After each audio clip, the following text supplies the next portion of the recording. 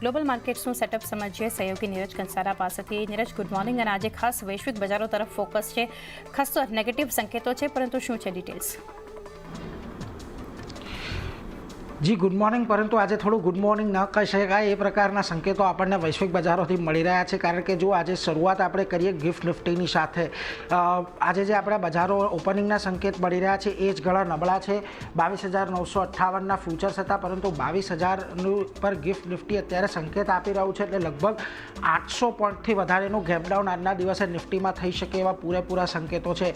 માત્ર gift Nifty જ નહીં, પરંતુ આજના એશિયાના બજારો પર પણ આ જ રીતનો કોહરામ આપણને રહેતો દેખાયો છે। જુઓ, ખાસ કરીને નિક્કેઈ 6.5% નીચે છે, તાઇવાન તો 10%ની આજુબાજુ આપણને ઘટાડો દેખાઈ રહ્યો છે, કોરિયામાં લગભગ 4.5-5%નો ઘટાડો છે। આ ઉપરાંત હેંગસેંગ, શાંઘાઈ, સ્ટ્રેટ ટાઈમ્સ બધી જગ્યાએ આજે તમને સોમવારની સવારે કડાકા સાથેની થતી જોવા મળી છે। હવે આજના કડાકાનું કારણ શું છે? કારણ કે આપણને ગુરુવારે અને શુક્રવારે 2 દિવસ દરમિયાન યુએસ બજારની અંદર એક બહુ મોટો કડાકો આવતો દેખાયો। ખાસ કરીને અત્યારની પરિસ્થિતિની વાત કરીએ તો આજે જે ડાઉ ફ્યુચર્સ જે છે એ પણ સવારે આપણને એક મોટા ઘટાડાના સંકેત આપી રહ્યું છે। લગભગ 801 પોઈન્ટના સંકેત ડાઉ ફ્યુચર્સ તરફથી મળી રહ્યા છે। અને જો શુક્રવારે પણ 5.5% જેટલો ડાઉ જોન્સ ઘટ્યો હતો, નાસ્ડેકમાં 5.5%નો ઘટાડો હતો, S&P 500 ઓલમોસ્ટ 6% જેટલો ઘટતો દેખાયો। હવે છેલ્લા 2 દિવસ એટલે કે ગુરુવાર અને શુક્રવારની આપણે વાત કરીએ તો આ બંને દિવસની અંદર યુએસ બજારની અંદર એક મોટો કડાકો દેખાયો, અને ખાસ કરીને યુએસના જે રોકાણકારો છે લગભગ $5 ટ્રિલિયન જેટલી તેમની માર્કેટ કેપ છે તેનું આપણને ધોવાણ થતું દેખાયું છે। બીજી તરફ આખા વૈશ્વિક બજારોની અંદર આપણને આજના દિવસે હાહાકાર દેખાઈ રહ્યો છે। 2 દિવસમાં જો પોઈન્ટ વાઇઝ આપણને કેટલો ઘટાડો આવતો દેખાયો છે અમેરિકાના બજારમાં, એના પર નજર કરી લે તો ડાઓની અંદર જ માત્ર 2 દિવસમાં આપણને ઓલમોસ્ટ 4,000 પોઈન્ટનો ઘટાડો આપણને ડાઓ જોન્સની અંદર આવતો દેખાયો છે। S&P 500 600 પોઈન્ટ ઘટ્યો છે, નાસ્ડેક 2,000 પોઈન્ટ જેટલો ઘટ્યો છે, અને રસેલ 2000માં પણ એક મોટો ઘટાડો આપણને 501 પોઈન્ટનો આવતો જોવા મળ્યો છે। હવે ખાસ કરીને આ તો આપણે બજારોની વાત કરી, પરંતુ ડોલર ઇન્ડેક્સની વાત કરીએ તો જુઓ, ડોલરની અંદર પણ નરમાશ છે। 113ની નીચે આપણને ડોલર ઇન્ડેક્સ ખાસ કરીને પહોંચતો દેખાયો છે। અન્ય કોમોડિટીની અંદર પણ આ જ પરિસ્થિતિ છે। ખાસ કરીને બ્રેન્ટ ક્રૂડની વાત કરી લઈએ તો 4 વર્ષના નીચલા સ્તર પર અહીંયા બ્રેન્ટ પહોંચતું દેખાયું છે। બીજી તરફ એપ્રિલ 2021 બાદ આપણને લગભગ $64ની આજુબાજુ બ્રેન્ટ આવતું દેખાયું છે, અને $63 સુધીનો ઘટાડો આપણને અહીંયા આવતો જોવા મળ્યો। ખાસ કરીને WTIમાં પણ $61ની આજુબાજુનું કામકાજ આપણને જોવા મળ્યું છે। અને ગયા 4 દિવસની જો ખાલી વાત કરી લઈએ, એટલે કે ગયા અઠવાડિયાના 4 દિવસ મંગળ, બુધ, ગુરુ, શુક્રની, તો લગભગ 16% જેટલો ઘટાડો આપણને ક્રૂડની અંદર એકાએક આવતો દેખાયો છે। બીજી તરફ સોના ચાંદીમાં પણ એક મોટી વેચવાલી આપણને ખાસ કરીને જોવા મળી છે, જે આખી નર્વસનેસ આપણને દેખાઈ રહી છે।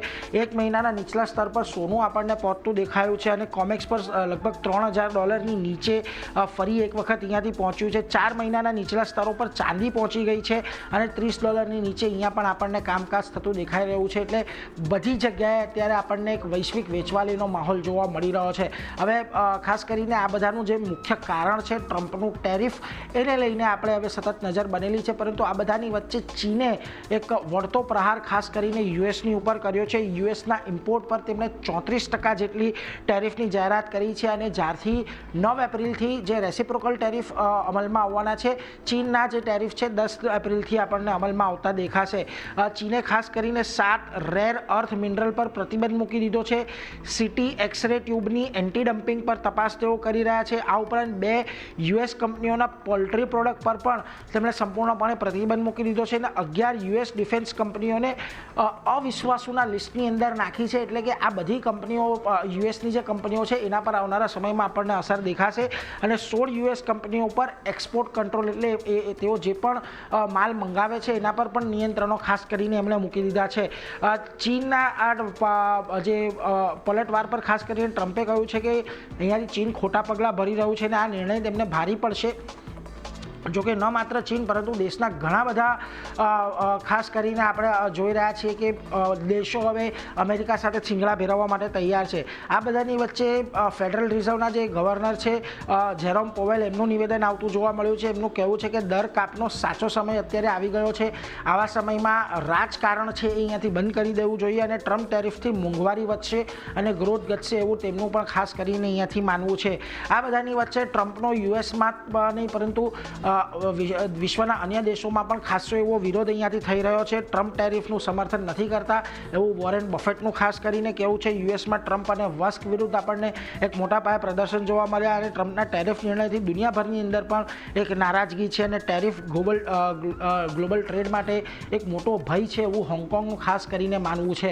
એટલે ખાસ કરીને ગયા અઠવાડિયે જે આપણને યુએસ બજારની અંદર એક હાહાકાર મચતો જોવા મળ્યો એ હવે આપણા બજારમાં આમ તો શુક્રવારે પણ આપણે જોયું હતું, પરંતુ હજી પણ વધારે ઘટાડો આજના દિવસે સંકેત આપી રહ્યો છે અને ખાસ કરીને જે પ્રકારે આપણને ગિફ્ટ નિફ્ટીના સંકેતો મળી રહ્યા છે આજના દિવસે એક મોટા ઘટાડાના સાથે શરૂઆત થાય એવી એની આપણે તૈયારી ખાસ કરીને આજના દિવસે રાખવાની છે. ચાંદની જી નીરજ, આભાર આપનો આ સમગ્ર માહિતી માટે. તો ખાસ્સા એક ઘટાડા સાથેની શરૂઆત વૈશ્વિક બજારો બતાવે અને ગિફ્ટ નિફ્ટી પણ આપણને એ જ સંકેતો આપી રહ્યું છે.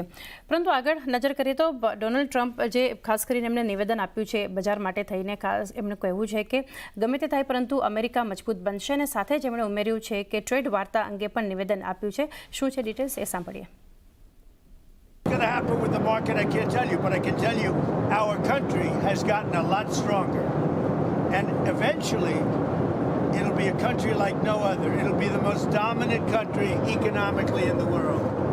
I think your question is so stupid. I mean, I think it's I don't want anything to go down. But sometimes you have to take medicine to fix something. I spoke to a lot of leaders, European, Asian, from all over the world. They're dying to make a deal. But I said, we're not going to have deficits with your country. We're not going to do that because to me a deficit is a loss. We're going to have surpluses or we're at worst going to be breaking even. તો એ સાથે જ